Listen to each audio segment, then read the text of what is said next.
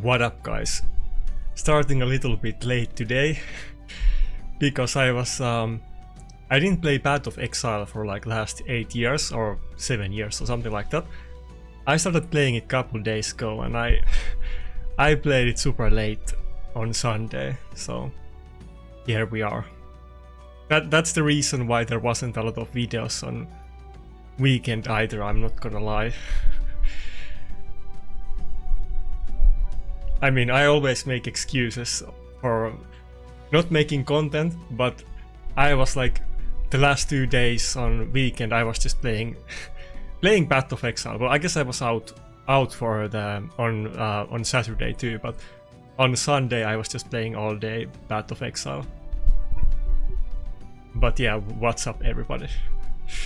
The funny thing is that I have like one video I made almost a week ago with somebody that I still haven't published. I need to edit that video and put it out as soon as possible. But we have a rare takeover video. I tried to make one of those before, but the audio was screwed. That was like months ago when I knew less about those things than I do now. And that couldn't publish that video. You could only hear me on that one, but this time we finally have a takeover video. Pretty often people ask me why I don't make any kind of like takeover videos, and very often people ask me to like do takeovers on their account for a video. So I will do it more often, but not like 10 times a week though. Anyway, just grinding weekly a little bit points and then we'll do some live arena. So let's take a look at the leaderboards before that happens. Anyway, I'm back to the Finnish energy drink brand, Geek. Somebody was telling me that you could get sponsorship from, I think it was Rogue Energy Drink, something like that. You just sign up for it. But for now I'm on the Finnish energy drink brand, unsponsored. I need it today after my yesterday's Path of Exile grind. It's kind of funny because, like I said, last time I played Path of Exile was like 7 years ago. I don't know if anybody here plays Path of Exile, but I'm sure several people have.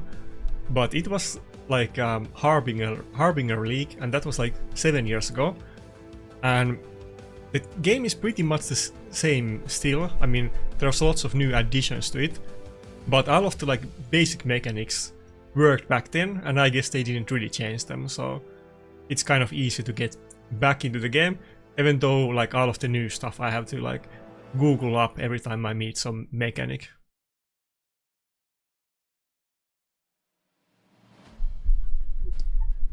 Especially now, you know, it's kind of embarrassing to say, but 7 years ago my PC was a lot worse than it is now, so it was kind of a lot harder to play it back in those days.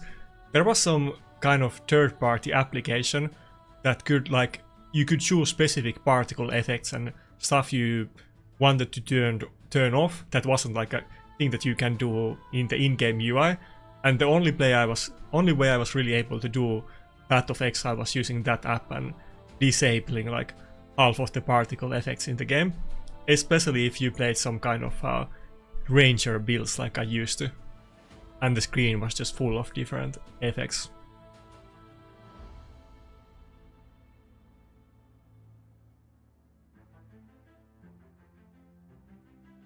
Yeah, never mind Blackbush. I can't like I can't beat this random team while grinding up, so we'll see about that.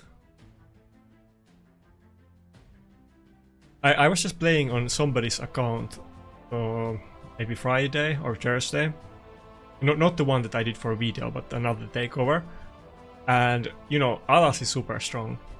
It was kind of, I played couple games in live arena with his account, and it was super fun to use Alas. Even though he's not really like the #1 thing that people want to get for live arena, he's super good.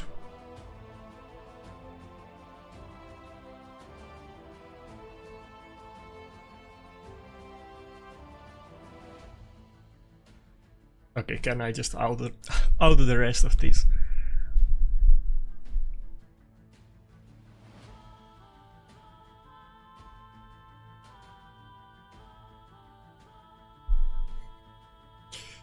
Two-minute fight and we might even lose this one. No, we're totally gonna lose, fuck. I thought I was still good, but he's lapping me pretty well. No, wait, are we still good? I think we're... No, I think we're still gonna lose. I think the Taras is gonna kill me at the end. Okay. Fair enough. Wait, do you have no, not that much empowerment, yeah. Kind of funny I lost to that team. But nah, I want to just quickly get a couple points and forget about this for a second.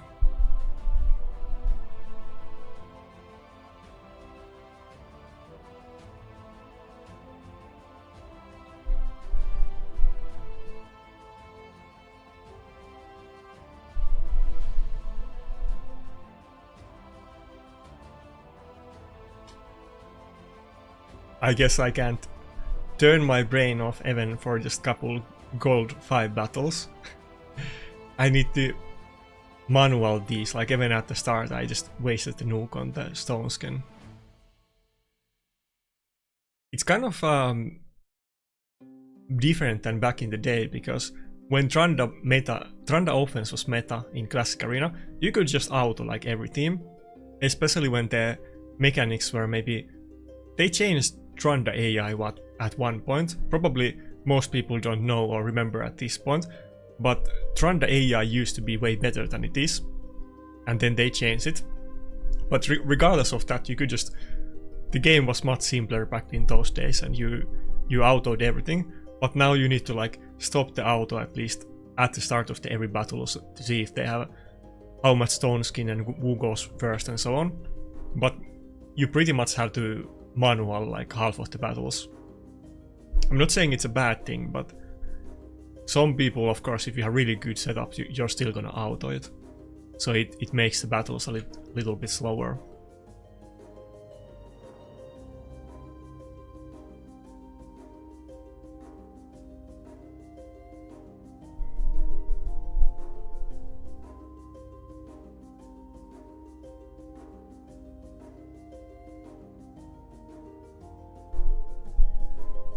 By the way, we did a poll, I think, during the last stream about the fusion, and 48% of the people, I think it was like 300 people, were going for the fusion. I decided this already like last year, like a week ago, but I'm actually gonna skip the fusion too. I just can't be bothered. I don't even need it for faction guardians, and I think he's okay, but nothing like game breaking, so I'm just gonna skip this one and chill out for once. I was even supposed to make a video about it last week, but I was just lazy. But I don't get why Plarium is making the fusions so hard. I mean, this is not a new thing, but they could be easy so that everybody can do them, and that wouldn't be an issue. I was playing Watcher of Realms for like a week as a new player, and like there was a fusion that started the week that I started playing the game. This is months ago, and I was easily able to do that fusion as a new player that had like 2-day old account or something like that. Anyway, let's take a look at the leaderboards. Not live arena.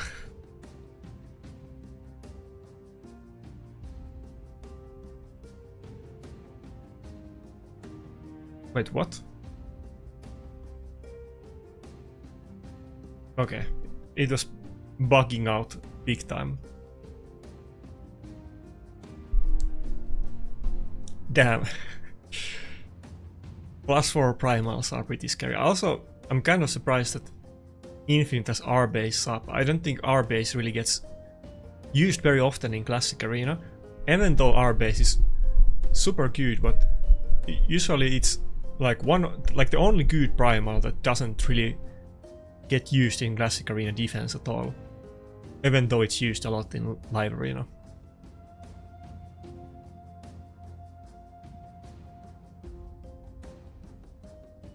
Yeah, nothing new for now, and these teams are gonna change a lot. Like I doubt we will see a Harima defense at the end. Probably that guy at least is gonna change the team. Okay, nothing super interesting.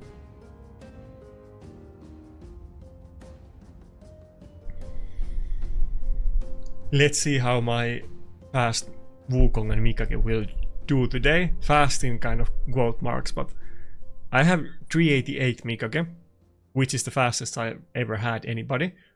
And she could beat 407 with clips, so I'm starting to become almost normal speed.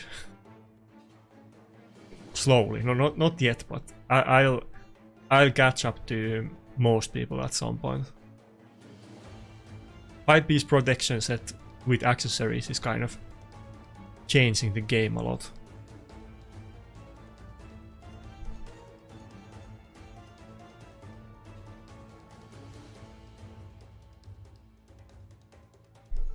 I think I have, like, you know, on Stone Skin I have couple.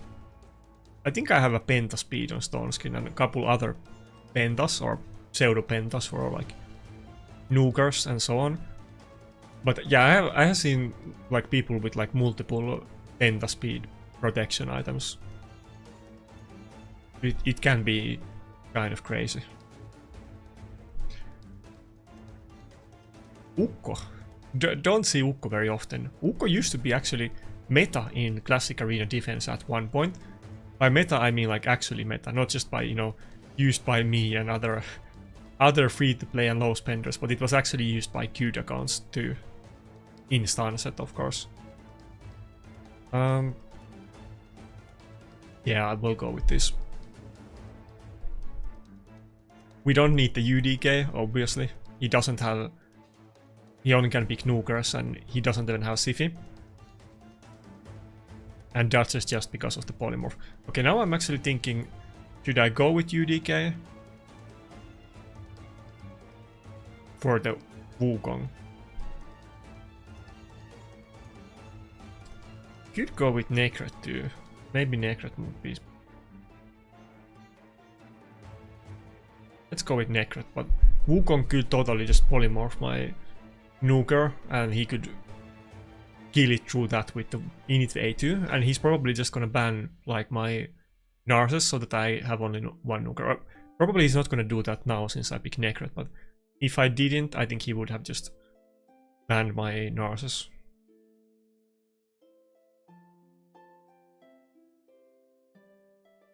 But yeah, good luck to all of the snipers and people that are doing long push, but I'm sure nobody here is doing like 1.5 hour push, so you probably still have time.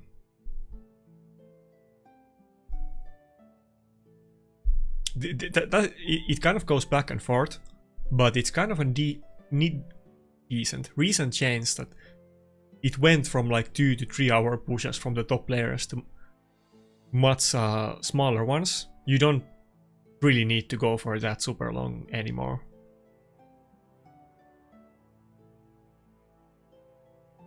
But I'm literally gonna do 15 minutes like I did the last 2 times. Oh, come on. That couldn't have gone any worse. Like, everybody died to the Wukong and then Rotos got polymorph from the counter attack.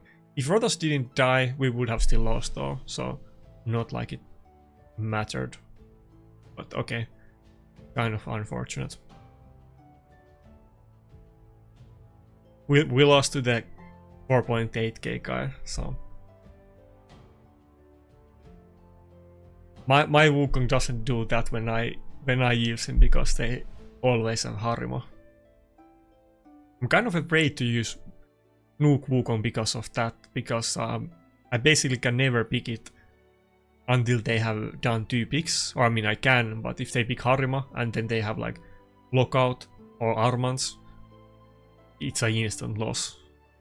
It's super risky to like pick Wukong unless you have Harima or you're going first.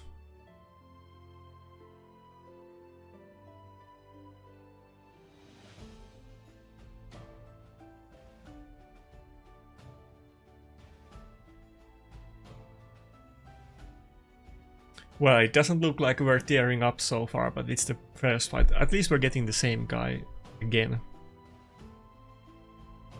Okay, we know that he's a lot faster than me. Maybe I'll go with the Wukong now, then I guess he might just do the Datsus plan again, but let's go with the Wukong.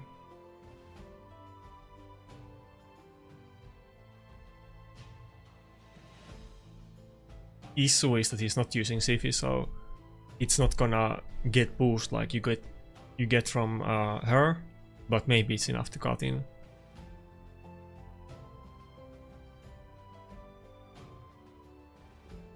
Wait, have they announced 2x primals this week? I didn't even know about that, if they did. Anybody knows?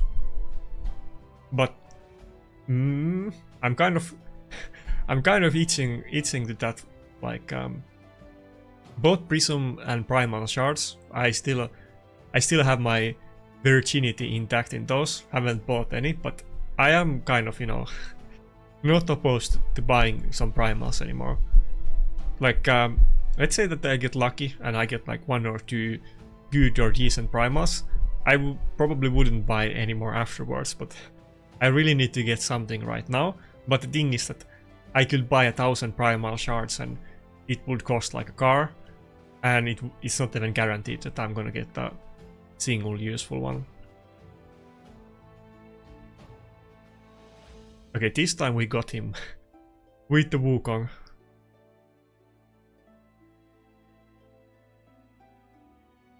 Rumor? Well, okay. I'm not gonna like distrust the rumors, because I don't know if you don't want to say it on stream, or if you like if you don't know, but you know, often the rumors are like people leaking things, and there's a lot of leaks in the raid. I don't usually talk about the actual leaks, but I mean, I'm gonna assume that when you mean rumor, you mean that there's a leak and it's confirmed. I think there was one time actually where something got leaked and Plarium changed it because of that, but I'm only aware of like one time when it happened.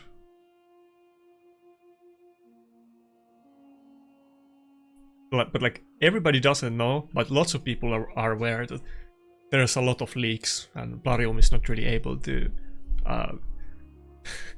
like keep them down. And I'm not talking about content creator leaks. I'm talking about like people that know about stuff much before content creators.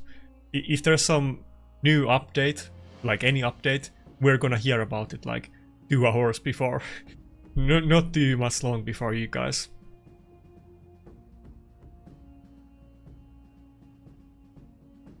Oh, what's up, MTG Jedi?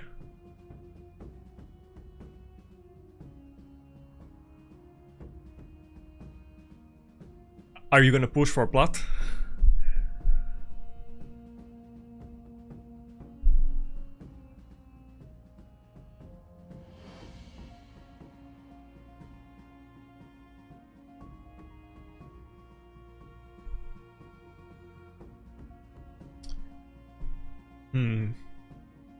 We'll definitely go with Ankura on this one instead of Datsus.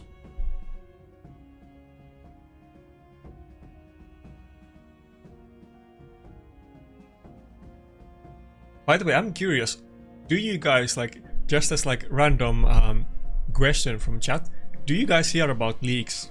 Like, you don't have to say from who or what leaks, you know, but do you guys hear leaks? Like, not like actual leaks that you find about things multiple days ahead? Because from my experience, it's kind of very like it doesn't go the way that you expected. There's stuff that gets leaked and people, like, let's say that like most people even in like Mad don't know, but then like people in like random clans, they know about it. It doesn't really go like, many people know about the leaks, but not like everybody.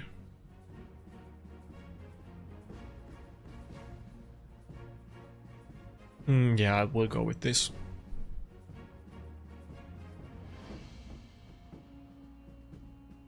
I obviously, you know, hear a lot about leaks because people, you know, message me. But I remember, I'm not gonna say with Woo, but like, as somebody who often hears about these leaks, and I used to hear a lot about them even even before I made any videos, because some people that were in the know, or like multiple people that were in the know, would often tell me about it. And I often found this situation when I was in MAD, and this goes back like years ago, that when there's some new league and I talk about it, like most people don't know and doubt about it. Like there's some people that know and they don't even say it in MAD, but then there's like some other clans, like not like big clans that you ever know about, and everybody in the clan knows about the league and they talk about it publicly in the clan Discord.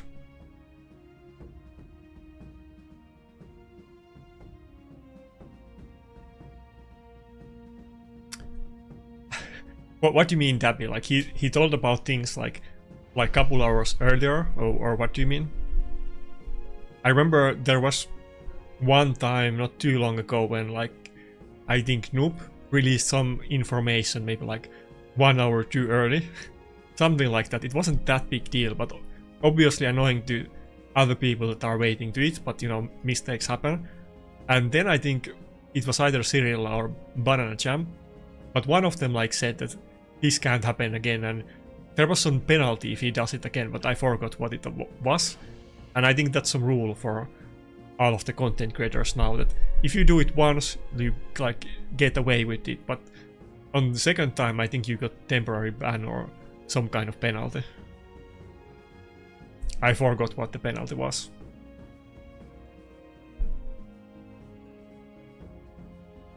But like the content creator leaks are not actual leaks. Actual leaks are like people that know about things way before content creators do.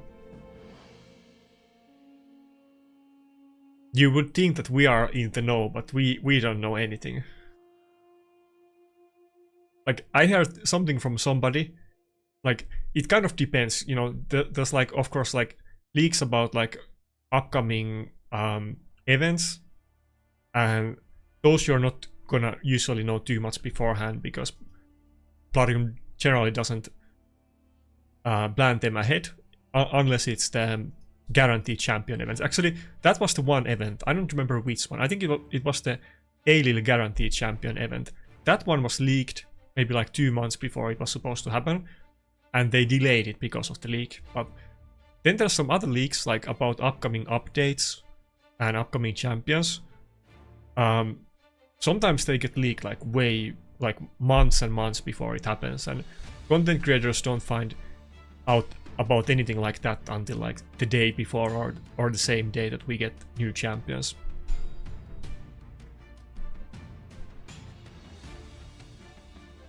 I may have heard some new stuff that is coming later this year as well, and it's like it's not even stuff that content creators are supposed to know, and like it happens all the time.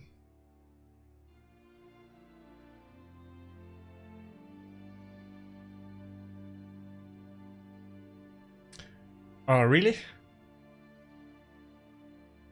Okay, well, maybe Scratch knows something.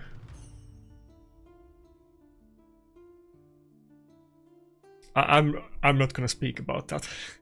I don't think they can give any penalty, but I'm not gonna. I'll talk about leaks afterwards, like when the thing is in the game, but I'm not gonna talk about them beforehand. I'll draw the line on that.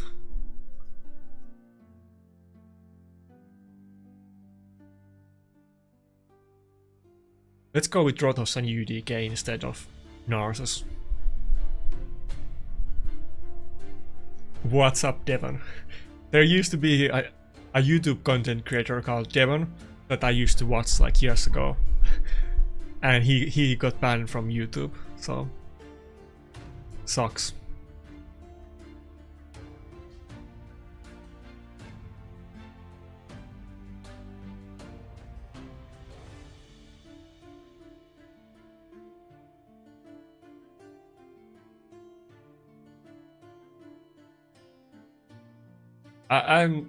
I'm not gonna say anything about that.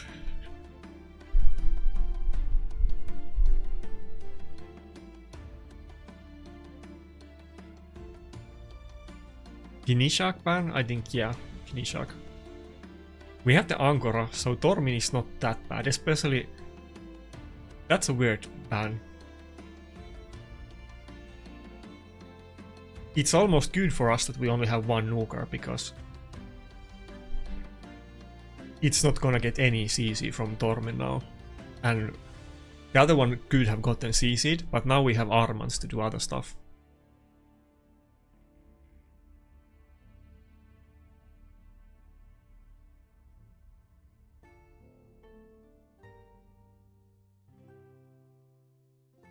Yeah, I'm not surprised if Scratch finds about the leaks. I mean, I know there's multiple sources of the leakers, and you know, I may have kind of said sometimes one direction of the sources, but I'm not gonna talk about that on the stream at least.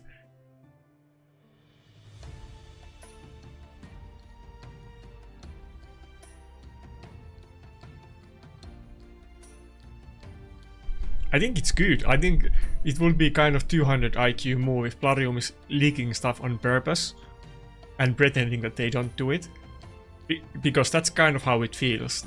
That's kind of my conspiracy theory about it. That they are like, we think that some people that work for them or are on their private test server are leaking stuff without Plarium's like agreement. But they have been doing it for a long time, and it would be kind of funny if actually they were doing like controlled leaks on purpose.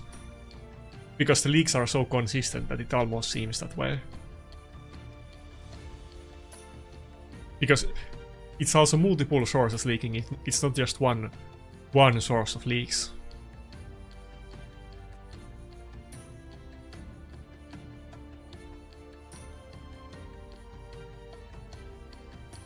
But yeah, I'm sure Scratch knows about it.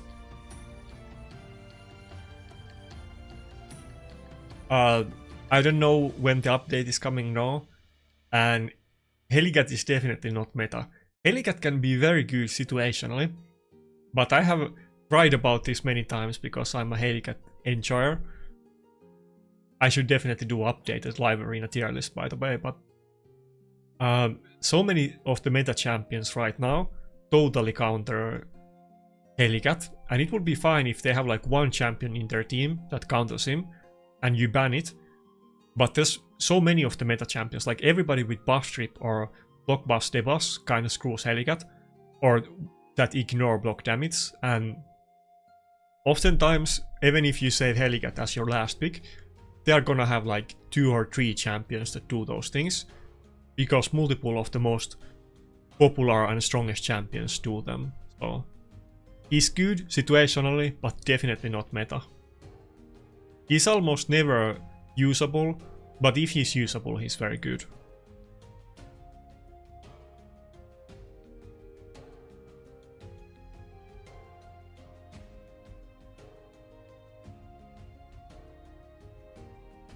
Yeah, it's not even just like, of course, Wukong, Narses, I mean Wukong, Lockout, Armans, but then, you know, Lazarus, Galatir, Grixia, Mikage, all of those are like the most popular, like this guy, we were just talking about this, his first 3 picks, they all do that, like literally all of these counter Helicat.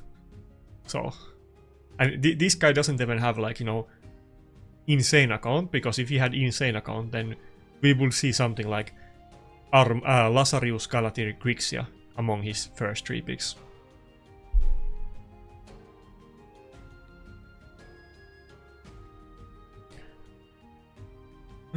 Let's go with Trotos and Wukong, I think.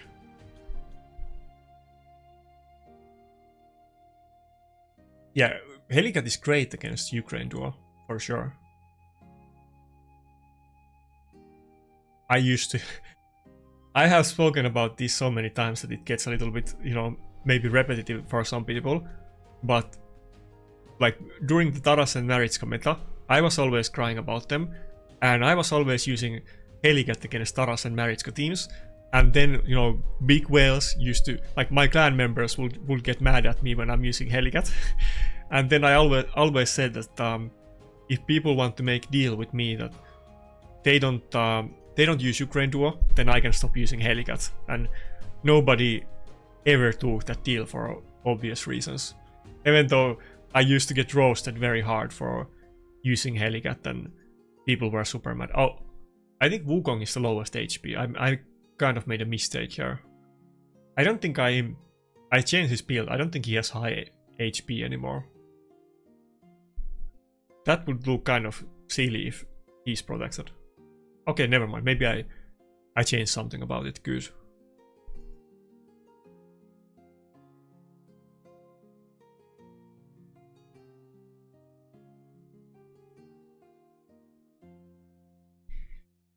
Considering that he doesn't have any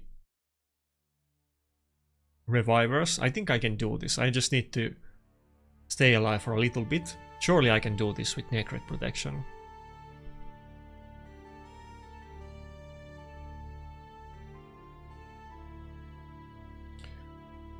Yeah, I agree. I think Silver Dungeon would be kind of silly. The thing that people have been asking forever would be a dungeon to buy, to farm books. But we'll see what they do later this year.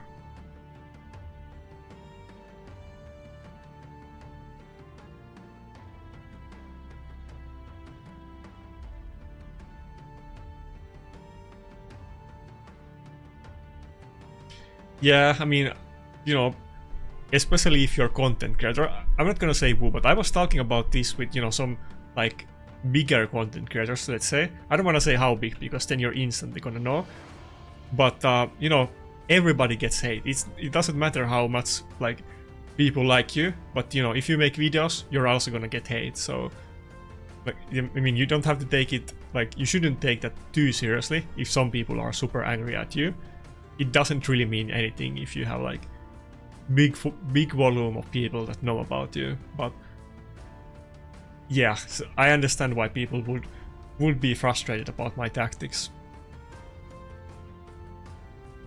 And you know, I'm not like obviously I have opinions. I'm not like completely neutral about stuff, so I may be a little bit more prone to anger people if they lose to me or something like that. Or you know, a lot of people used to like dislike the fact that I was in MAD, and I used to get comments regularly like talking about MAD and why it's a bad clan and so on.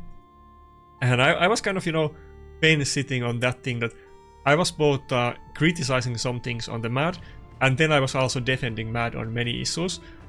And I was kind of, you know, getting both sides on that topic mad at me, so...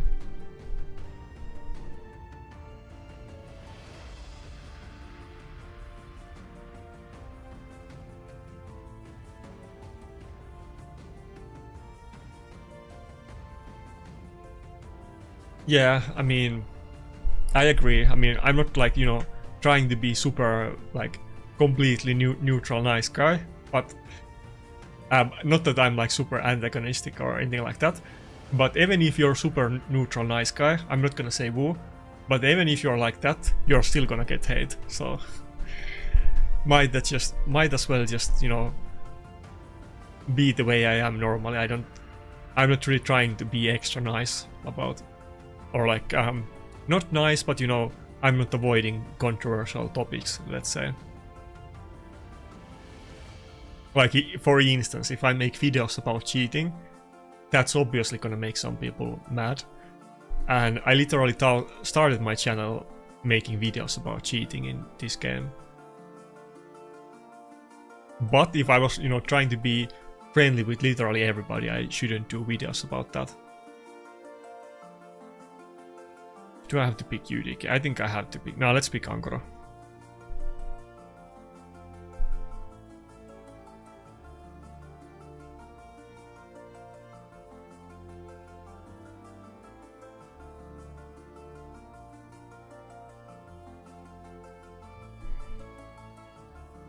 I think we should get the dungeon where you can farm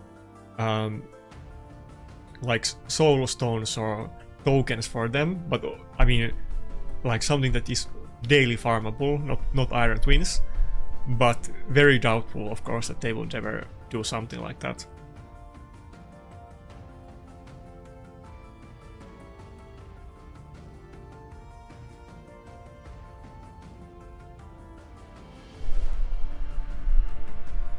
I don't honestly need a dungeon for books, but I understand why many would. But I'm super frugal and I have an old account. Most of the new fusions, even if they are usable, I often don't use them unless they're top tier, so I never really run out of books. He's going with 3 nukers against me. He really doesn't want to let me have any nukers. That's what he's doing, by the way. In case that wasn't obvious. But you know what? I'm not gonna say it yet, but you'll see it in like a couple of seconds. I don't want to say because I feel like there's a possibility that this guy is watching the stream, since he's trying to counter me so hard, but let's see if we can pull out something funny and topical in a second. Depends what he picks, there's a good chance that I can't do it.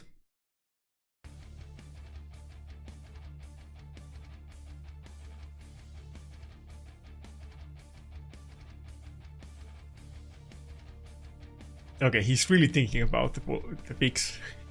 Maybe he's actually watching, that would be super funny. I used to, you know, long before I was making videos, I used to also, like way before live arena, not even live arena, like I used to snipe people in classic arena, which is almost impossible to do, but I successfully did it. Okay. We could actually... should I do it? I mean... Of course I was thinking about Helicat. He has Lockout and Protoss A3. But if I go with this... I mean... I could go with it. Let's go with it. We're still gonna get block damage. Like up. Even if the Helicat dies after that. And we can revive it with Ankara, so it's good. But the multiple people that I have sniped in Classic Arena... what was his name? There was this Australian streamer that doesn't play Raid anymore. Uncle something. Can somebody remember who I'm talking about? Uncle Patches. I stream sniped him like by climbing to the rating he was in Classic Arena when he was doing it, and then having him like he lost to my walkout defense. And it was super funny because I said in the chat like before the battle that there's no... I said, I don't recall exactly what I said, but I said something like you can't beat that team or something like that.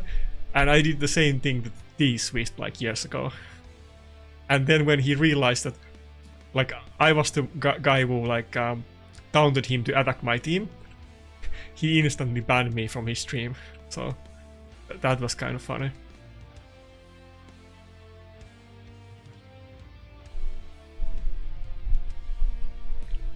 Classic arena sniping is probably something that you guys haven't even thought about, but this was way before live arena was in the game. Can I kill the Rotos if I open with the A2? I might. Ah, so close. If I wasn't gonna kill it, I should have just opened with A3, but...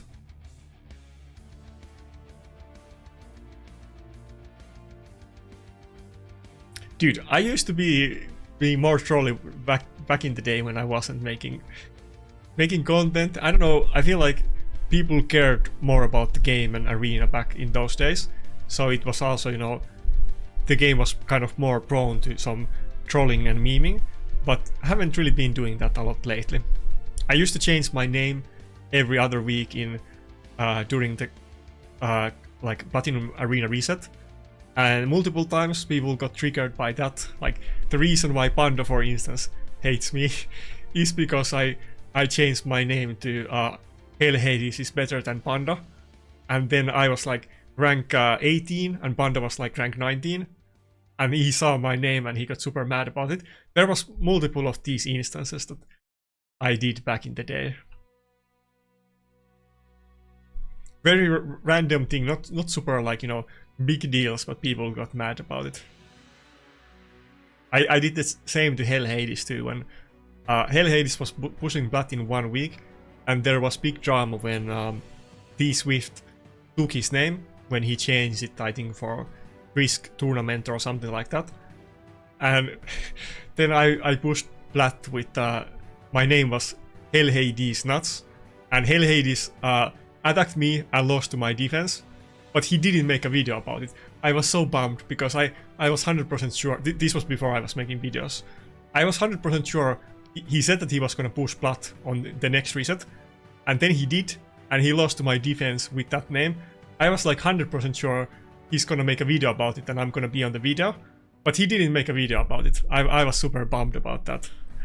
I have spoken about that multiple times before. I was like, when that happened, I was gloating about it in the Mad Discord with rats, and I was waiting for the Hell Hades video to pop up. I think I even posted about it, I think, either on Vantume's Discord or Scratch Discord.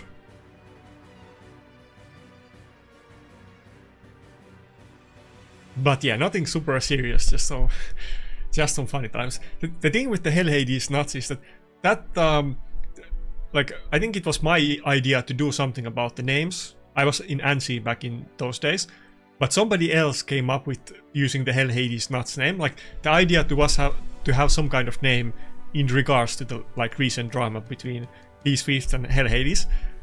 But it was somebody else's idea using that name, and we both used the same name, but I forgot who it was at this point. I think that guy quit the game long time ago, but we both basically had the same name during the reset.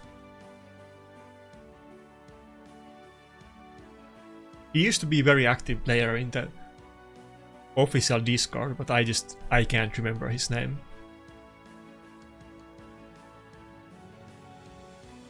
This is like more than 3 years ago. UDK? I think we'll go UDK. It's gonna suck maybe a little bit if he picks the Dust Store, but maybe I'll go with Arbiter.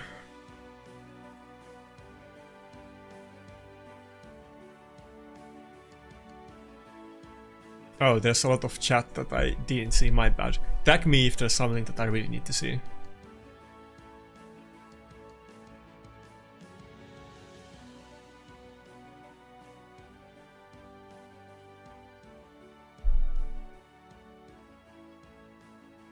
Yeah, like, you know, about the polarizing stuff. I mean, sometimes I talk about politics, and obviously if I was trying to play it super safe and smart, it's probably not something that you should talk about, even if you don't like say anything that's wrong, but it's just, you know, kind of sensible to avoid. Though, to be fair, I mean, there's some content creators, like big ones, that talk about politics and everything and it doesn't seem to hurt them. So I think almost everybody does avoid it though. Okay, we got the Duchess. Asmongold is a good example that he talks about everything and it doesn't really seem to screw him that much. I mean, he gets into drama like every week, but it doesn't, you know, like, it doesn't destroy his reputation or channel.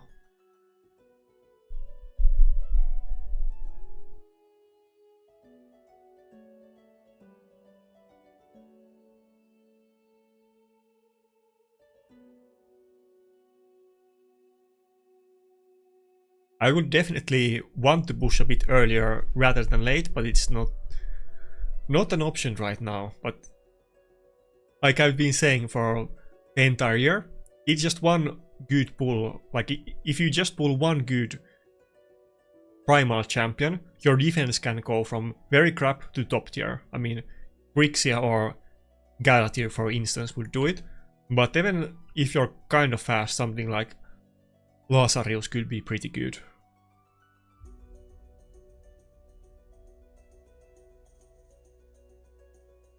We're against triple Reviver, but I have UDK and my tanky dust, so I'm not super afraid of him. I don't think he can get enough damage to actually kill me in this battle.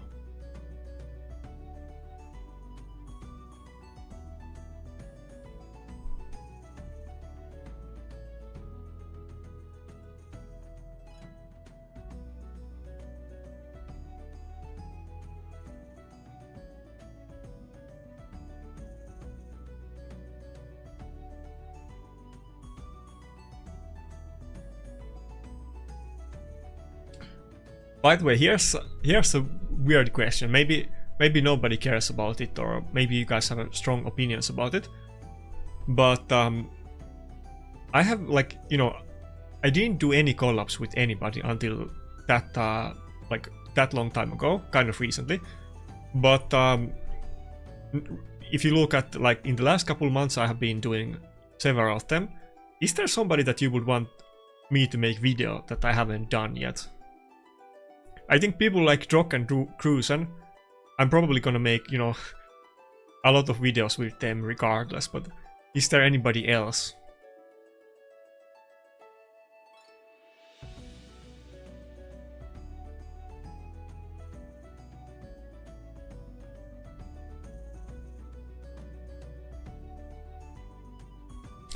If you don't care about it and don't have any opinions, that's fine, but if there's somebody you'd really like to see collab with, then hit me up. The person that I most would like to collab with, he already quit the game and I already collabed with him, so anything goes at this point.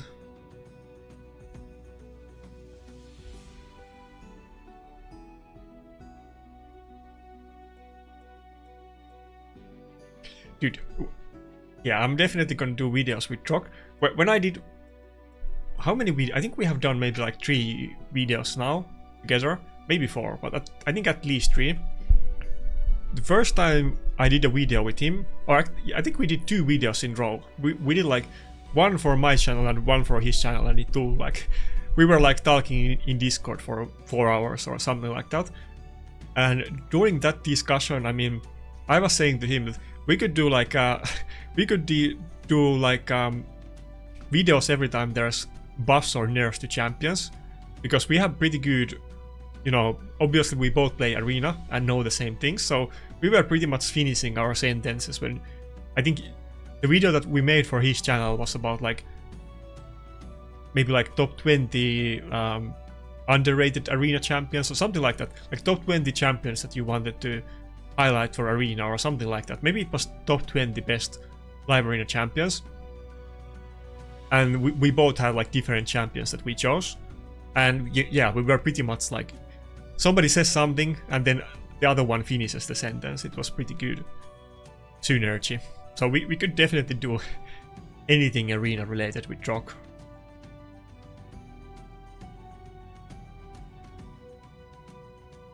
I don't think he has really the time to do like a video every time there's champion update, and the champion updates so far have been kind of, you know, the ones that we got this year, and at least we got many champion rebalances, but they were not very noteworthy, not like Gandalf rework, for instance, where they did a massive overhaul. Maybe I will hit him up if they ever do something like that.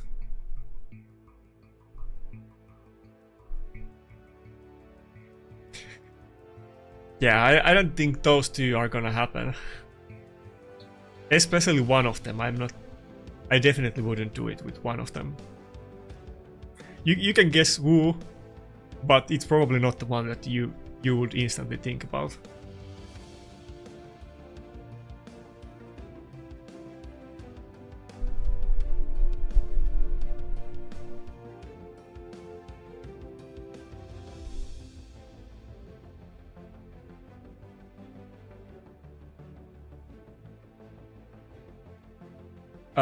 Actually, Noob was the first one that I did collab with, and after that I kind of got the inspiration and courage to like ask other people and do more. But I'm sure we will do like some with Noobs at some point.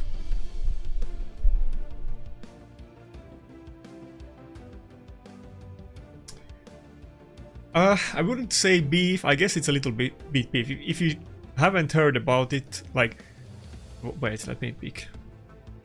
I don't really want to talk about it every time on stream, but I think this is like the 2nd or 3rd time it comes up on the stream. I'm not really, you know, trying to bring it up every time and start drama. But there was this thing a couple months ago that I had some discussions about some hack with Zap, and I was planning to make a video about it. And I showed him a picture about the hack, and for some reason they like Hellhades showed the download link to the hack on video. Like the picture I showed Zap when I was asking, there was like some people were getting banned and people didn't know why, and they were saying that they are innocent and didn't do anything, and Plarium said in the tickets that they got banned for cheating. And then I kind of got a tip that there is this hacking tool, and there might be more than just that one that people are using that can speed up the game. And I was asking Zap about that in relation to like people saying that they got banned from because of the Hellhades optimizer. And then somehow the picture was sent to Hellhades, which was the download link to the hack and the hack name, and they put it on a video uncensored. And you know, now there's a lot of people using that tool in Platinum Arena. I got mad about it, I made a video, I was a little bit pissed, so I wouldn't really say it was a beef, but I feel like Hellhades didn't really even feel bad about doing it, so I'm not super happy about that. Zap at least instantly recognized that it was a mistake, but Hellhades kind of didn't. In private DMs, he didn't seem to like find issue with it, and he didn't talk about it publicly at all, so I was kind of disappointed about that. But not like I have issue with him outside of that, but I think that was a pretty big deal actually.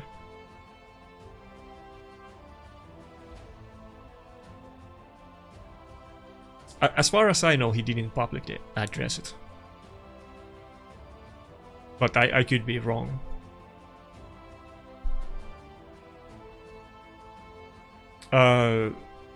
Godforge? Is that the game that he's releasing? I thought it had some other name. I mean, if it's good, I don't mind trying it, but I feel like that game had some other name. Or I forgot the name, but isn't the name of the channel of their game something else than Godforge?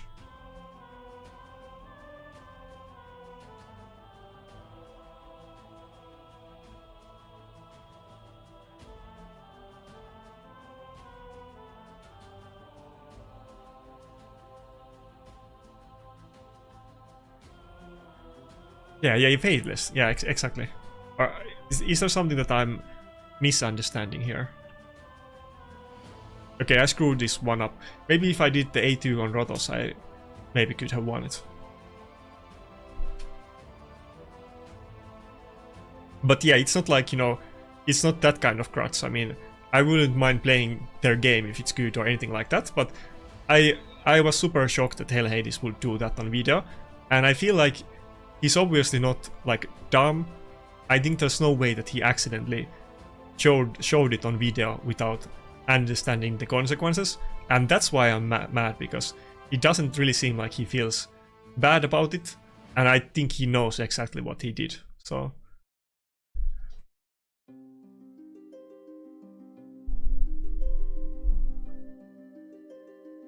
wait, Godforge is a new game that Plarium is doing? I'm confused.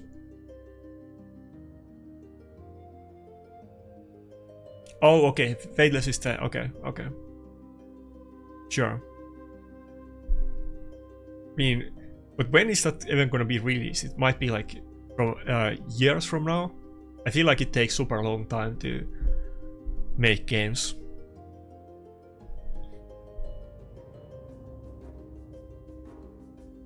Like, I've been following Ashes of Creation since is it 2016 when they made their website. So I guess they can probably release a mobile game faster than that, but I think it's gonna take years.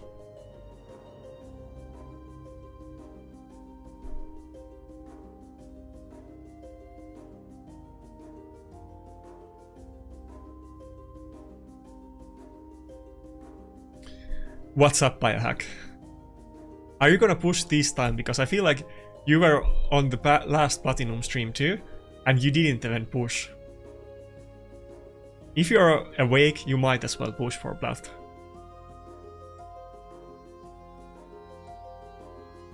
We need to get some presence in our clan in Classic Arena. I feel like our presence in Live Arena is already kind of pretty big, but we don't really have it in Classic Arena.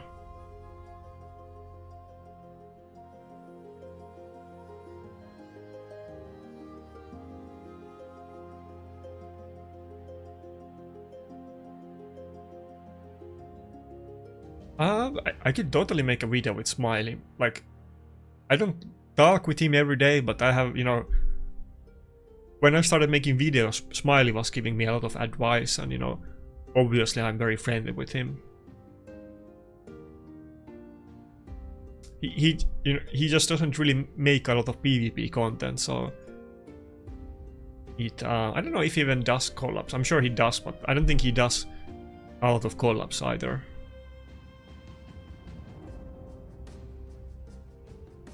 I guess we just go with Trotos and pray for the polymorph.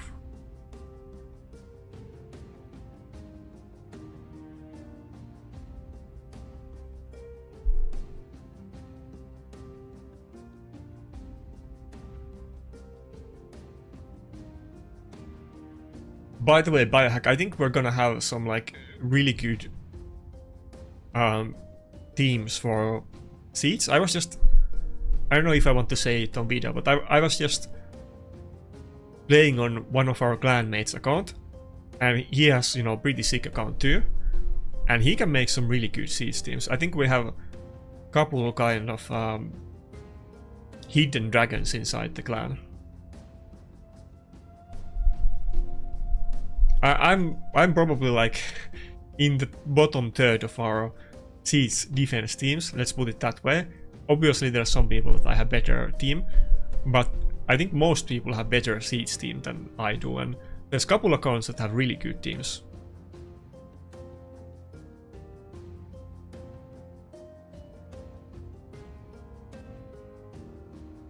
Yeah, Boozor I think is somebody that I definitely should do videos with. I don't think we have talked about it, but I have thought about it a couple times. It's just, you know, it's a lot easier for me to make collabs about PvP content with PvP content creators, but I kind of want to branch out and do videos with other people sometimes, like maybe not every week, but sometimes. Me, Cruisen, and Drock could make a video every week, and that wouldn't need any preparation. Also, one guy that I want to make a video with, that we were supposed to make a video a while ago, but it didn't happen, was Shazap, which is like a French content creator and a clanmate of Cruisen.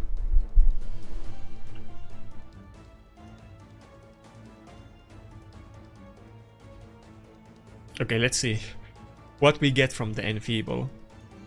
It's super RNG to fight against Marius teams. If he gets the Enfeeble, you can't do anything. You might fight him 10 minutes and not get a single hit in, but then he could get polymorphed on any second.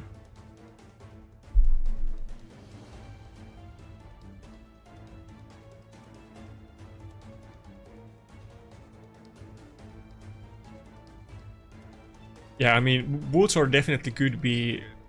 I don't know how many games he has played, but I'm assuming probably not that many. But, you know, he has very good champions. He could be much higher rated than me.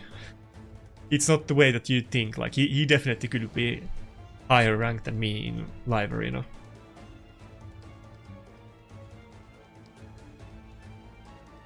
I mean, I don't have the most games either, but there's like, you know, there's still many people that have way less games than me. It's kind of crazy, you know, there's people with like triple the games that I do, and then there's people that have way less games than me at the same rating.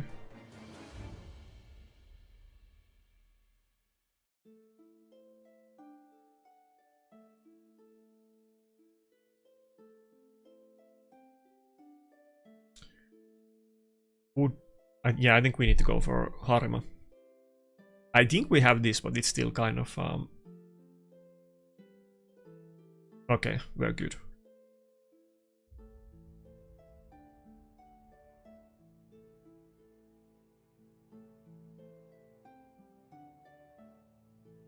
Are you talking about user, or who are you talking about?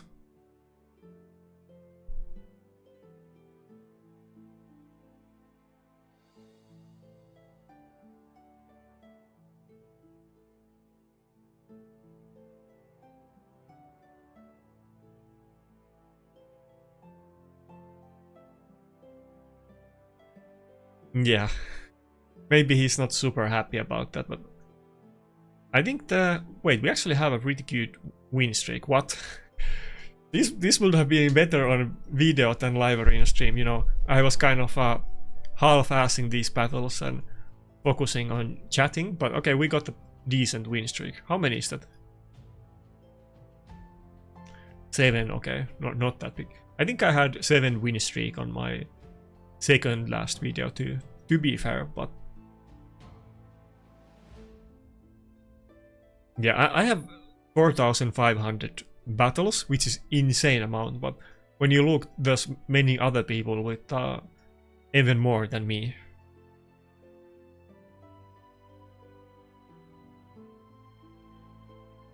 Like this TT John guy, for instance, I have fought against him who knows how many times. I feel like maybe like 20 times I have fought against this guy. Definitely way more than 10.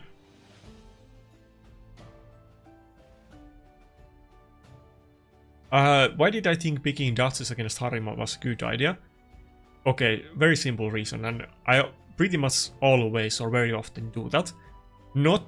Obviously I know what you mean, the passive, that it can't weak hit on Duchess, but I have 2 champions on my account with 6-star blessing. Those are Rotos and Duchess. That's my main polymorph champion, so because of the polymorph, that's a massive win condition against Harima, not just because that you can stop its damage, but I can stop the passive, and if he gets polymorphed, Rotos might, you know, be able to one-shot their revivers in that one turn. I think we can do one more battle. If it takes long, I'm just gonna leave in the middle of it.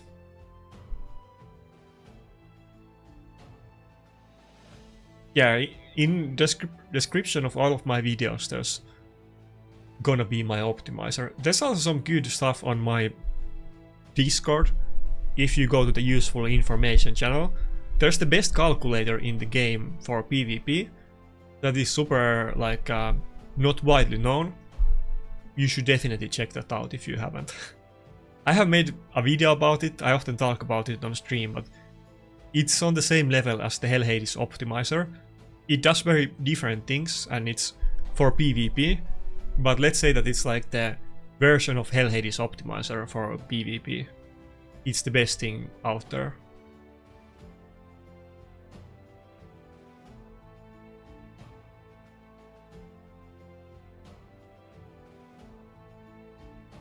I guess he's gonna go with Wukong.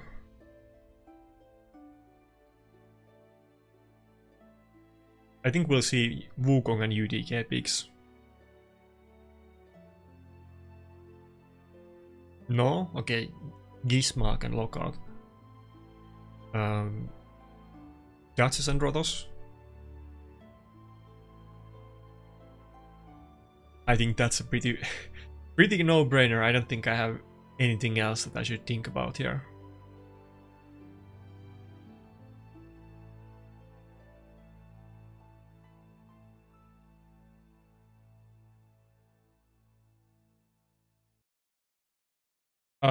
What are you talking about, user? They're doing what? Oh, obviously, you know, player power is not specific indicator of like anything other than, you know, champion quantity. But I don't know what we're talking about. I don't have super high player power either. I often used to get destroyed, but at this point I'm like 15 million and it's kind of normal, so nobody ever brings it up anymore. Here's a funny story. I have told this before too, but this is the funniest story ever. So I was gonna join Mad, and like me and Rats had decided that we are gonna join Mad and apply to it. And I basically I was in talks with Dr. G, who is like officer in Mad. I don't think he's officer anymore, but he definitely plays. Not on his own account, but he's a driver. And I was trying to convince him for like a week that they should let me join. I think 2 weeks. I posted him video of 2 of my flat pushes in row. And then they finally said that, okay, you're in. Which was a pretty big deal for me. But the one requirement, they said that I meet every other requirement, but I don't meet the player power requirement. It was 5 million player power, and I only had 3. And they said that I'm in, but I need to make 2 million player power somehow. And I literally, you know, like bought extra champion inventory space, and then I farmed campaign for resistance item sets, and then I put resistance item sets on like random okay, we lost this one, on random champions, and leveled them to like level 20 or something like that. I literally had to go through all of that to meet the requirements to join the clan. And for a long time I was super low player power, and people often brought it up, but at this point, like, you know, 15 million isn't that low anymore. I think I'm still probably below average in my own clan actually, but I could easily go drop down in my player power. I could easily go a lot higher. It doesn't really mean anything.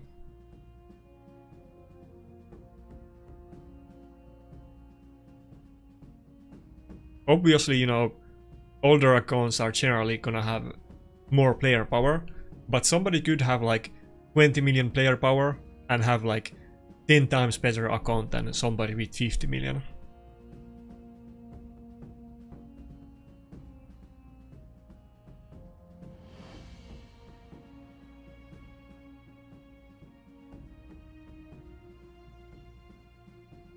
Yeah, I think people used to care about player power more back in those days. I don't think really anybody cares about it anymore. I think everybody has gotten their player power high enough that it doesn't matter. But every clan used to have player power requirement, not just Mad, and 5 million was super low, you know. Other top clans in those days had like 10 or 15 million player power requirement. No other top clan had only 5 million.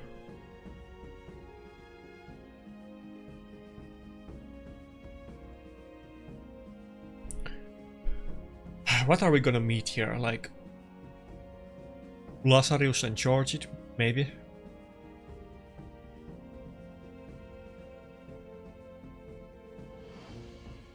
Wukong is not gonna cut in because of the stupid Shuchen, but maybe it can get revived by the passive. Let's just go with it.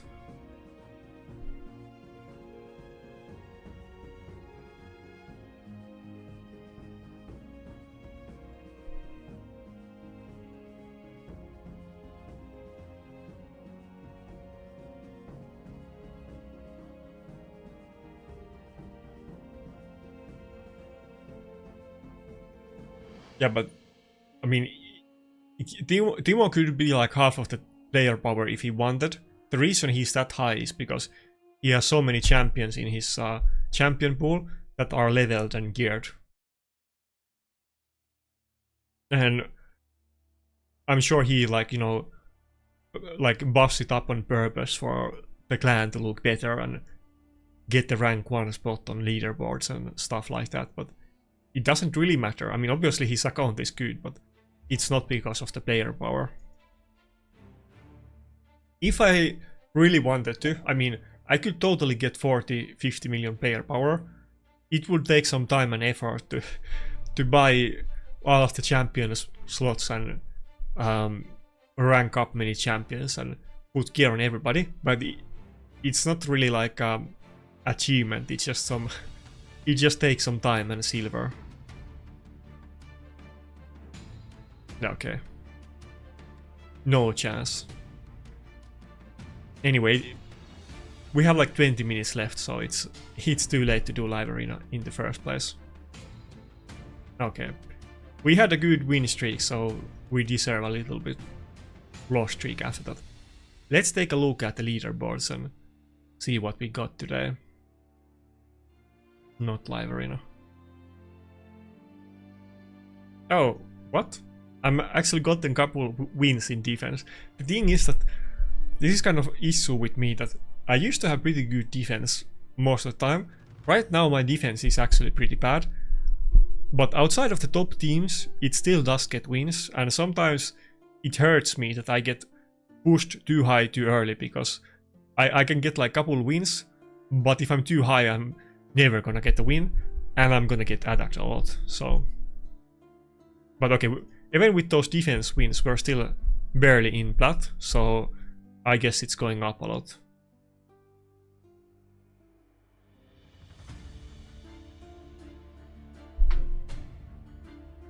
I'm sure, you know, people like Timo, I'm sure he has pulled like way more than 30 mythicals. There's so many accounts with full teams of +4 primal. It's kind of shocking that there's anybody with that, but there's actually many accounts that can do it. I have no idea. He probably could tell us if we ask him how many mythicals he has pulled, but I'm sure Timo's account has pulled like 100 mythicals or something insane like that. Okay, everybody's using Marichka, of course. Yeah, nothing really new here. I wasn't really expecting it. It's the same old stuff. We got Mythicals with Armans, UDK and Marichka. And that's pretty much it. One guy was using Marius.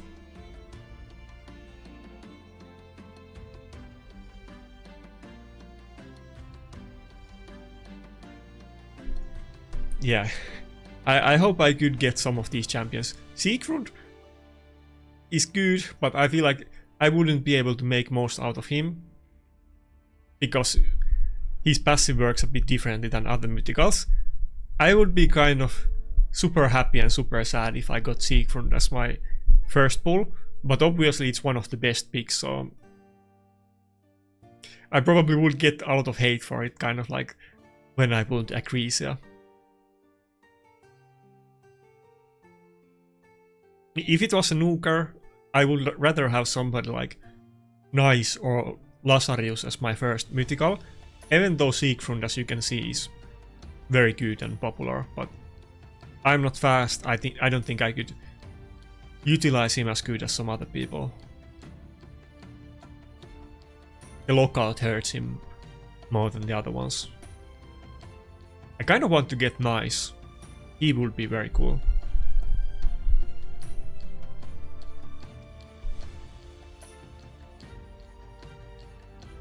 What? Okay, we're getting some defense wins.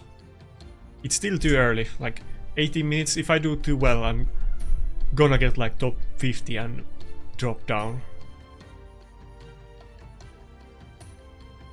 Yeah, Gismark is very interesting because I think he's super good. I think he's like, you could totally argue that Gismark might even be top 3 champion in live arena. Some people are gonna big time disagree with that because of polymorph.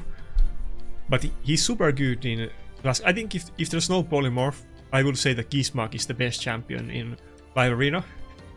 Come at me if you disagree. But the thing is that unlike those other mythicals, Gismark is not really getting any use in classic arena. But he's insane big in live arena.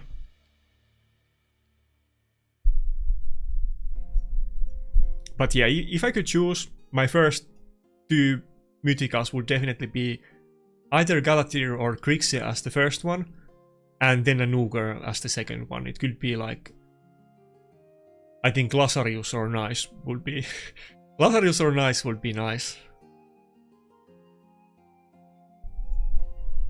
Siegfried would be great too, but I don't think as good for classic arena for my account.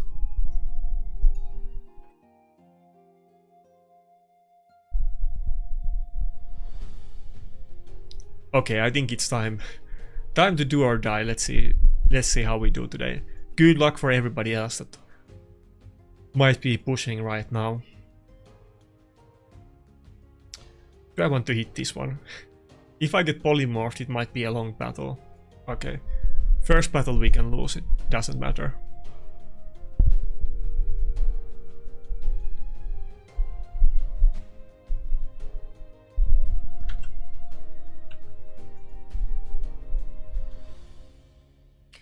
Okay, that's actually, yeah, not good if the...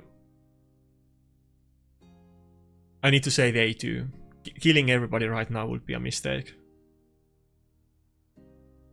I was hoping that the Seacron would be slightly faster than my Narses, but that didn't happen.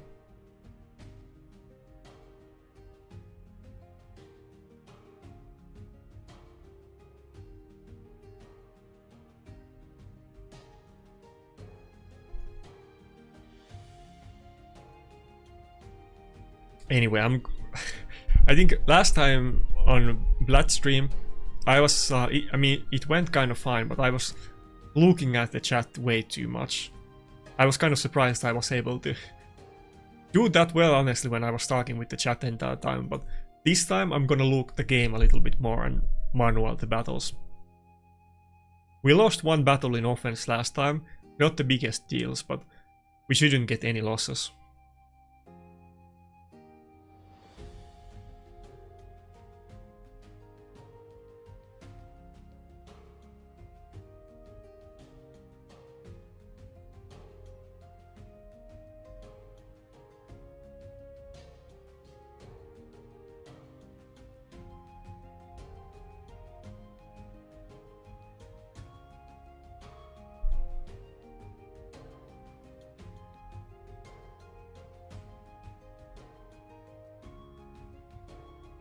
I say that, but then I look at the chat.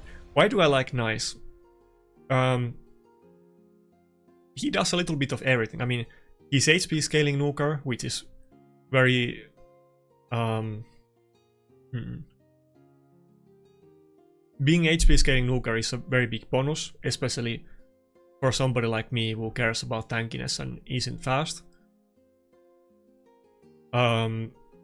He does have some very interesting utility with block revive and normal revive on his own team, and then he kind of has deceptively high multipliers. Like, it looks like he has super bad multipliers, but they're actually pretty good, and he's not, you know, like, he's not reliant on ignore defense, so it's not completely gutted by Harima passive, but he scales with attack on his first form, as well as with HP, which makes the multipliers better. Then he steals stats, and then he has that one skill that gets damage from how many times you use the skill. So his damage in practice is higher than it might look taking a quick glance at his multipliers. And if we look at the top 20 from the week that he's been released, he has been in top 20 every week, and even on the week that he was released, I think Nice, literally the rank 1 team was using Nice on that team. I think we got him like how many weeks ago? I feel like maybe 3 or 4 weeks ago. I think the rank 1 team had Nice in their defense twice so far. Correct me if I'm wrong, but I think it was something like that. But obviously, Nice is not super common champion, so that also reduces his usage. The meta right now, you know, because those mythic champions double down as revivers, that you don't have to pull out the Sifi or Duchess or stuff like that anymore, and you can still even have, like, I don't know, triple reviver in your team if you have like Marits, Kalasarius and Siegfried or something like that. It is actually kind of useful to have nukers with revive in arena. Stacking multiple champions with revive always adds an element of RNG in the battles and makes the defense slower and gives you like some RNG chances to win.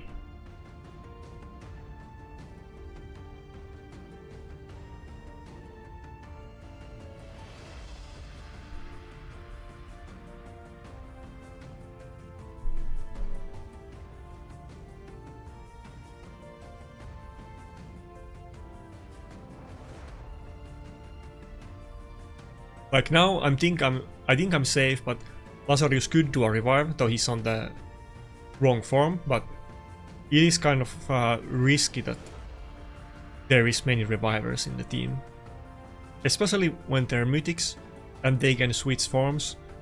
And lockout is not as big deal for them as it is for other people.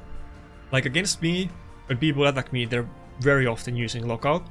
But against some other teams, people never use lockout because it's not that useful against them. It kind of changes the... What? I'm sure Timo's team is super strong, but I feel like I can beat this team. I'm sure he has insane gear and I have a high chance to lose this, but we have to do this battle. How is Timo so low in the rankings? Maybe he's not online. That's probably the case. Surely he's not even online. That has to be it. Any knowers? Let me know, but kind of shocked we found Timo this low. Sure, yeah, there's no way that he's pushing, because he wouldn't have this defense up if he was actually pushing. But that goes to say how good his account is, that Timo isn't even pushing, and he's not running like an actual defense team on reset. I mean, it's okay, but for the meta, it's not good at all. Even I can hit him. But he's still in plat despite those.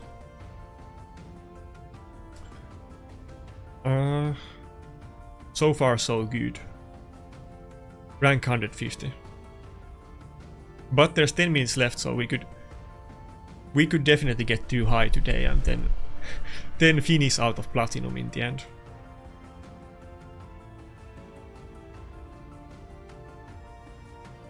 Do I want to hit this team? Maybe I could... Okay, let's take it. This is maybe a little bit risky. Harima makes this very RNG, but maybe I can open with A3 on Harima and nuke without his passive up. Maybe it's doable. I usually avoid these teams, but let's give it a go.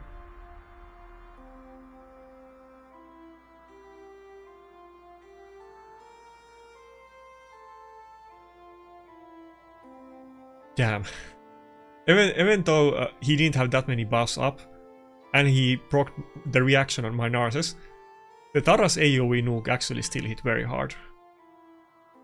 Like, holy moly.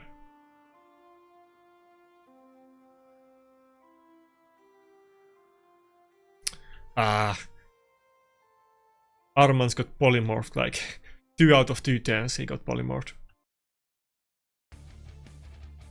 Can we kill it? Okay, good.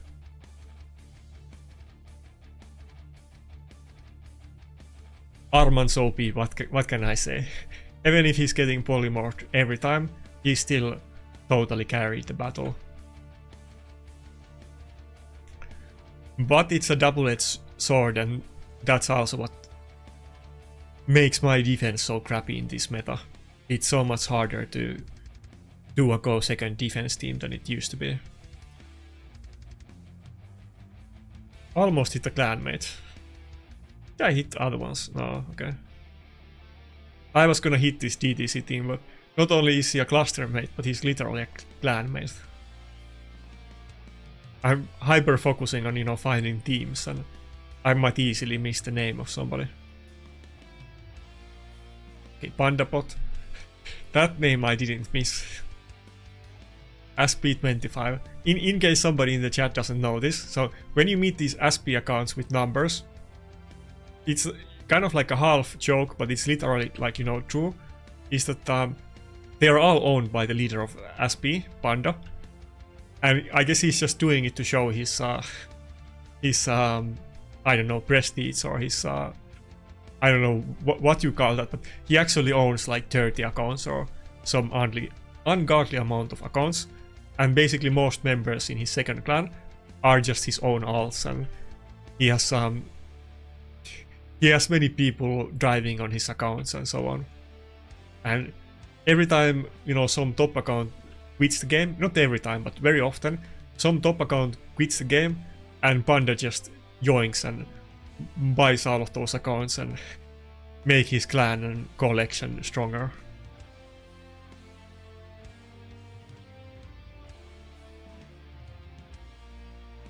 Maybe I should have used the nuke, because he's gonna die anyway. I was gonna save it for the next turn, but I think Narcos is gonna die before the... Yeah, okay, I lost this one. Didn't see that coming. We lost to the... Okay, and we're out of plat. Okay, I knew this was gonna happen. It's okay. We have 6 minutes, so we could still get fairly high placement.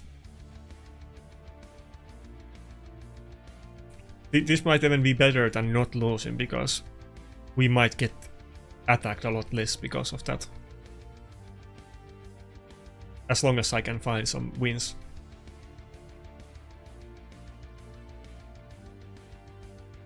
Okay, how many... Wait, which part are you talking about, Grim Reaper? Like how many accounts he owns, or what part? Like... I can... I don't know the exact number of the bot accounts that he owns, if you mean that, but you know, obviously the numbered accounts are his accounts and he jokes about it himself, so...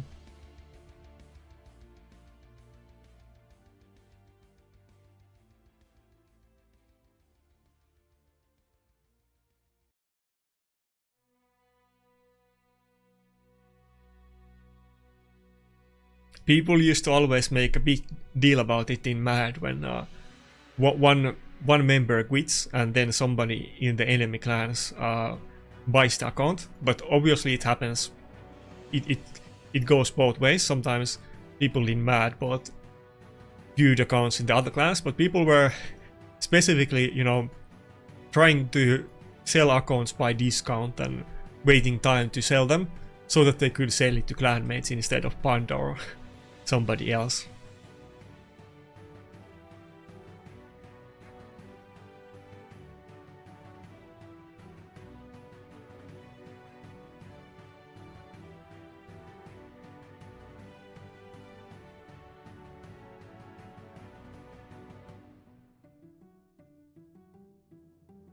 What do you mean? You're saying that Panda doesn't buy accounts? Or like... Obviously he does. I don't know what you mean. Like, you mean that he also is using the bots? Like, I mean, I know people that have driven accounts for Panda, so I mean, it's not like he's hiding it or anything. I don't know what you mean. There's people in MAD that used to be like driving on Panda's alt accounts.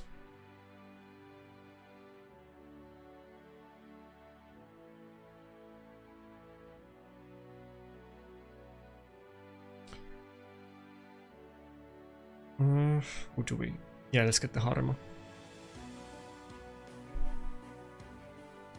We need to get some quick battles now if we want to get redemption. The time is kind of running out. We need a couple fast wins and preferably some wins in defense too. Oh my god. We're getting hit still in defense. Oh my god. 3 hits in the last 4 seconds. 40 seconds, I mean. Not 4. But I guess I would have gotten even more hits if I didn't drop out earlier.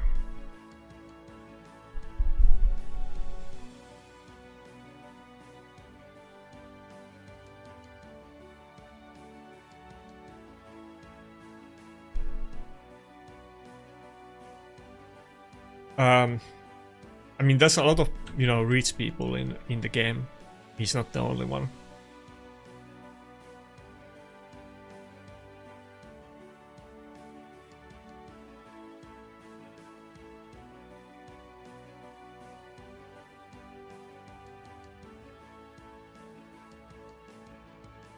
Okay, I made this battle way slower than it was supposed to be.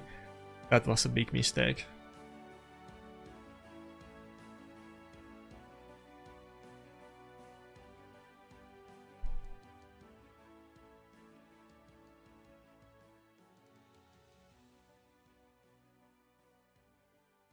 Okay, now I'm losing hope. I don't think we can even make plat today.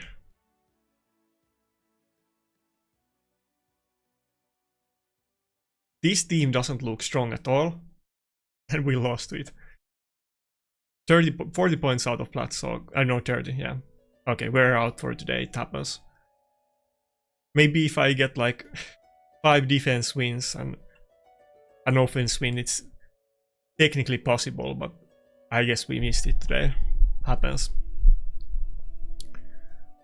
I did get 2 offense losses too, so not the best time. I hope you guys did way better than I did.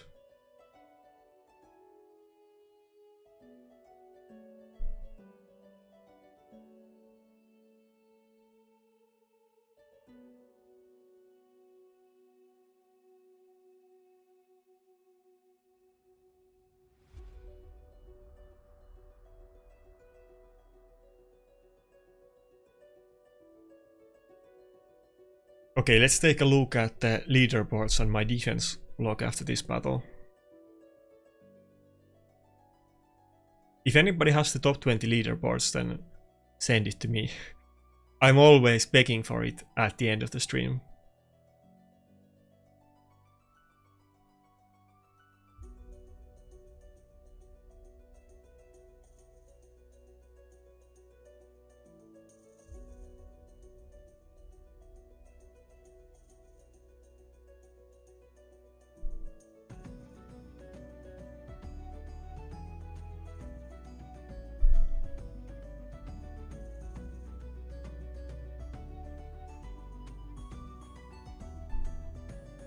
Okay, so we finished like 40 points out of plat, not even close, but how many times did we get attacked? Yeah, there was like a big wave of attacks at the same time, like in the last, let's see.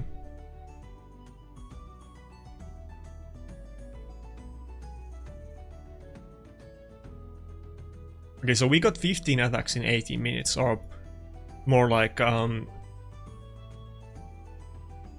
15 minutes because I didn't get hit in the last 3 minutes. But yeah, there was a big like spike of like, if we look at the between like 3 minutes and 8 minutes, we got like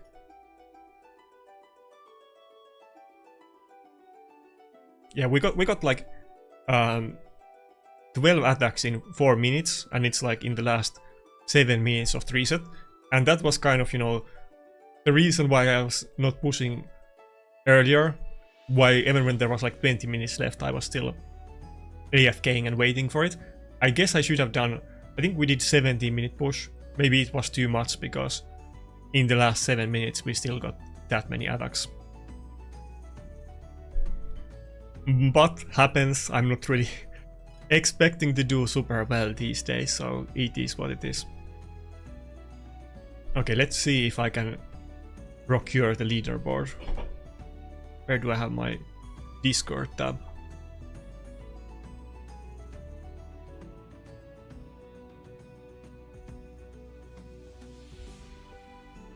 And the funny thing is that Timo probably finished he definitely finished plat even without like being online.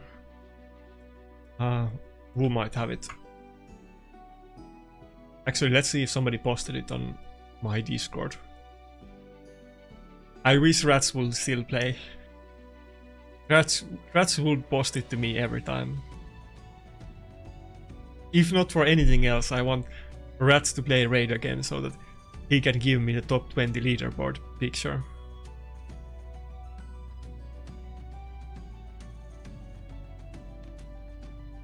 Okay, somebody sent, Pepsi sent me top 15. Let me... I'll ask for another one just to see the difference.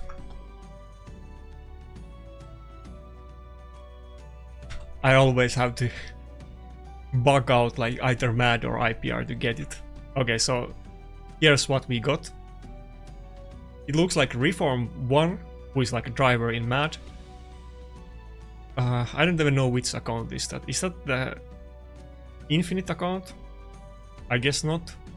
Maybe it's Infinite. I'm not even sure what account is that. But yeah, triple reviver. Like I was talking about before with the Mythic nukers being revivers. Triple reviver is very common. But rank 2 was Mario's defense. We have seen Mario's in top 20 before. I think every week we see like 1 or 2 lately. I think that might be the highest finish Marius got so far, though. Also kind of surprising because I guess he does have Galatir in the team. Maybe it's a super fast Galatir, who knows, but it doesn't look as scary as some of the other speed teams. Doesn't have like Taras, Armans would have a better speed lead than going full speed. Why is there no frogs? IPR stopped using the frog naming thing long time ago. I don't exactly know why they did it. So I think I literally asked IPR's leader about it on video, but I don't think he replied to that part about it. I think he said why they used to do it, but I don't think he said why they don't do it anymore. But I guess it's kind of the same thing, that it used to be relevant, but it's not that relevant anymore. And I guess he personally and IPR are not as strong in arena as they used to be. Obviously still, you know, one of the top clans, but not the best one. Many of their most active classic arena players quit the game. Okay, let's see. The thing that we have been doing a lot lately. How many mad is there in top 10?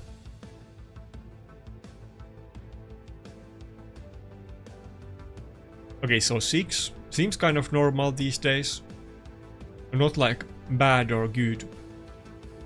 N for mad. The funny thing, by the way, mad literally has statistics about this, like going like since the beginning of the clan. They know how many people finish top 20 like every week since last 3 years. But yeah, I don't think we see anything else super different or interesting this week. I think when we get new champions, there's gonna be meta changes, and we did get couple. I have like a hair in my face or something like that. I think we got like the new bomb champion and couple mythicals recently, but none of those are being used. I have seen the bomb champion couple times in defense teams, but I don't think it has even gotten top 20. Maybe it got top 20 once. I think last week there was maybe one in top 20 or top 30. But yeah, no change to the meta.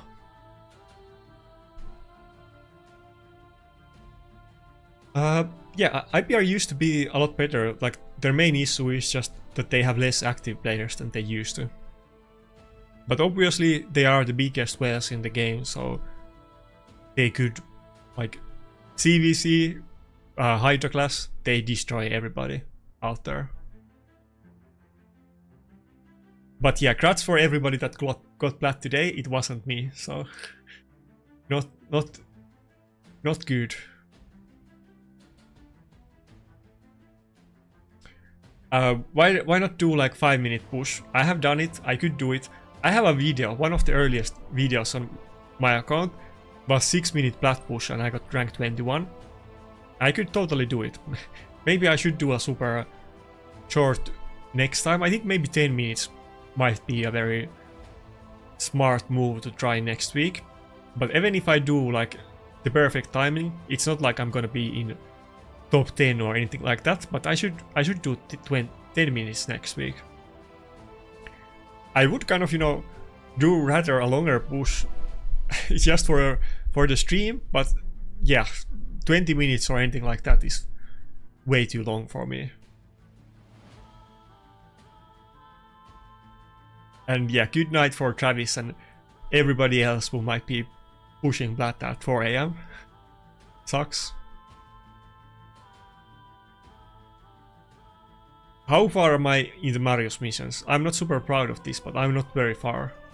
It's still gonna take me multiple weeks to get it. I'm at the Immortal Soul missions. There's like 26 missions. The thing is that there's multiple different time-gated missions left. There's this one, and the other Soul mission. What else is there? I think there's something else.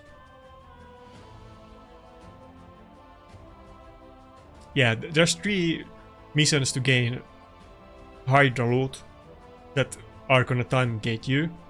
After that I'm gonna like do everything else very fast. But those 3 missions are still gonna take me a while. I'm definitely gonna use my gems to buy some Iron Twins resets, but obviously I ran out of gems because of Harima, so I can't do it today.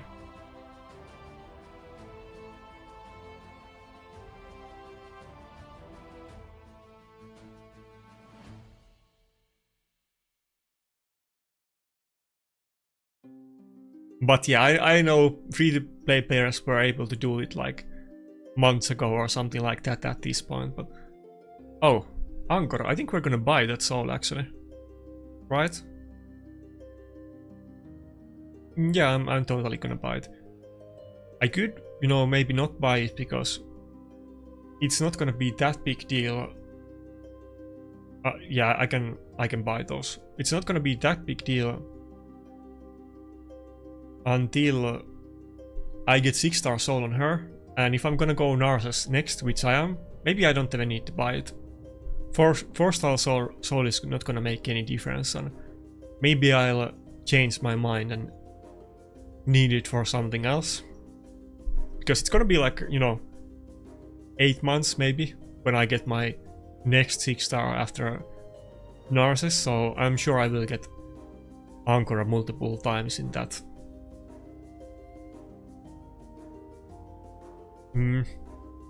I would get 1000 more HP for Ankara if I got it. Maybe I should just do it because it's not like I'm not gonna get tokens in the meantime. And right now I don't have anybody else that I really need to rank up. Though let's say that I got Harima, I obviously want to get 4-star on her. Wait, how many? I have like 400 in total if I buy them. What do you guys think? Should I get the 4-star Ankara soul? It's gonna be just 1000 HP, so I don't know if it's that big deal.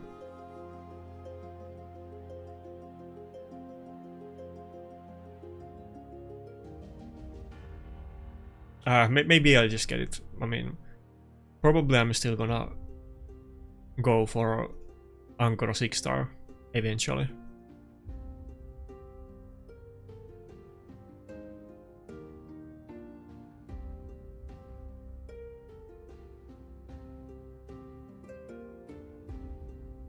Yay, 1000 more HP. I'm actually thinking if I should put my Ankara in like 2-piece regen. That could be an option. I could get a lot more HP on her if she was in 2-piece regen.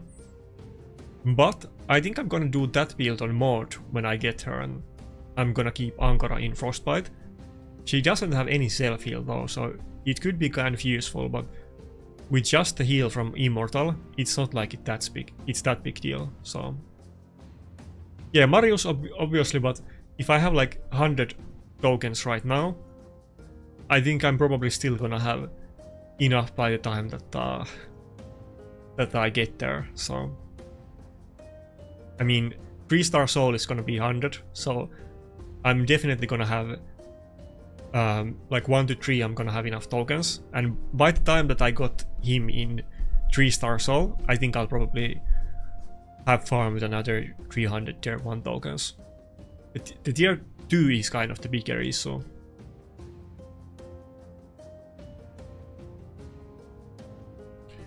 I mean, you could totally, if anything, I don't think I should build resistance on Ankara, but I should do it on my UDK.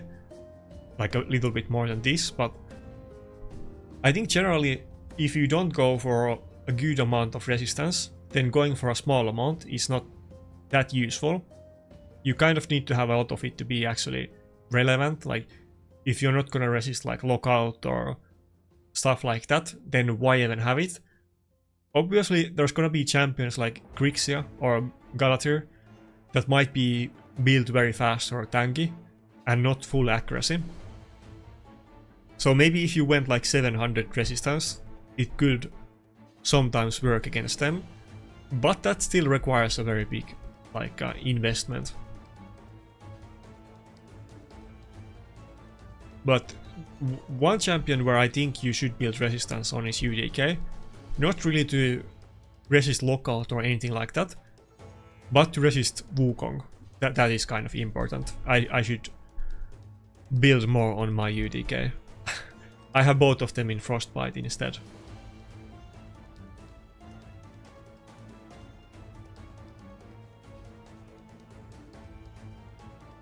Yeah, I mean 780 on high level is not nowhere enough consistent to resist lockout.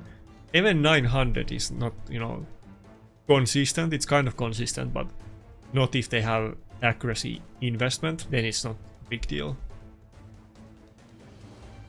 I have spoken about this before and made videos about it, but obviously, you know, resistance has that issue that if you have like 42 more resistance than enemy has accuracy, it's a 50-50, so it's at an like inherent disadvantage. And for resistance to really be worth it, you need to be like more than 100 higher resistance than enemy accuracy in order to, like, you know, reliably resist them. And when people can build 1000 accuracy on Warlord if they want to, or mean they can build more, but they can have fast Warlord with 1000 accuracy, resistance is kind of, you know, not that strong or viable. Only champions that you really see often built on resistance is gonna be like UDK, Galatir and Grixia. People do build Sithis and like other revivers in resistance, but much less often than those champions. Those are like the only 3 champions that are in default are usually in resistance build. Oh yeah, and as Daro mentioned, Mythicals can book 20% ignore resistance, so it makes it even worse. I totally forgot about that. That's much bigger deal than the 42 disadvantage, actually.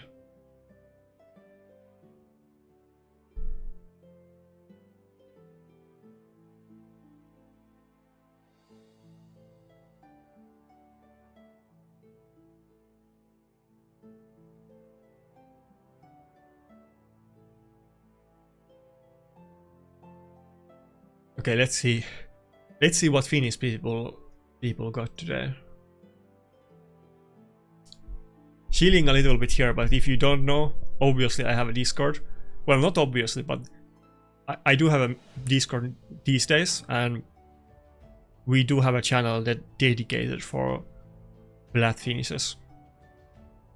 This is like a ritual that I do every week after the reset, that I look at everybody's pixels and give them an emote. It's something that Mad always used to do, and I kind of copied that tradition. It's kind of good in that sense too, that when you post your pixels here, then you can go back and see like 6 months ago what rank you got and so on. I should post the leaderboard in the leaderboard channel too. I kind of forget to do it too often.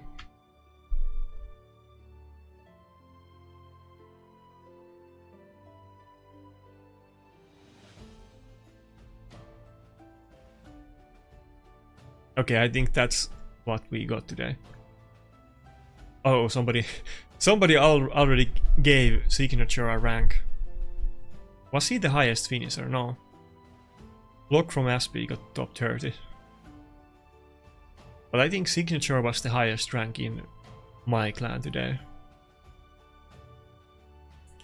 Definitely more than 10 times better than me, so...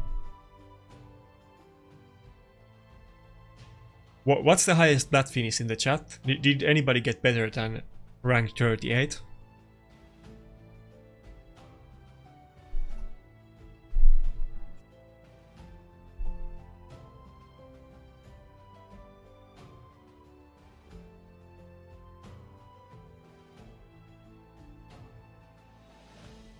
Yeah, I was saving those Impulse and Seal gear, and I have just a bunch of crap pieces of them kept on my account, and I'm just waiting for the mission, and then I can sell them.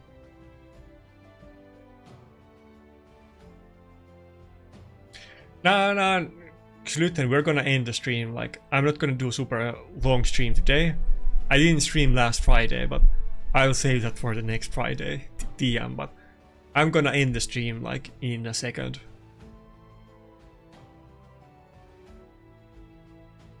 This is just for plat push.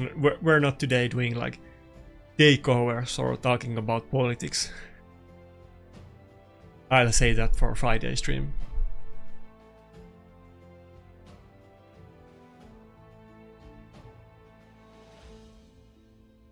Okay, if nobody got any higher placement than 38, I think we're gonna end the stream today. So thanks for everybody for coming. Congrats for everybody that finished plat. I sucked, I didn't get it today, so not yay for me, but that's it. Have a nice day and see ya.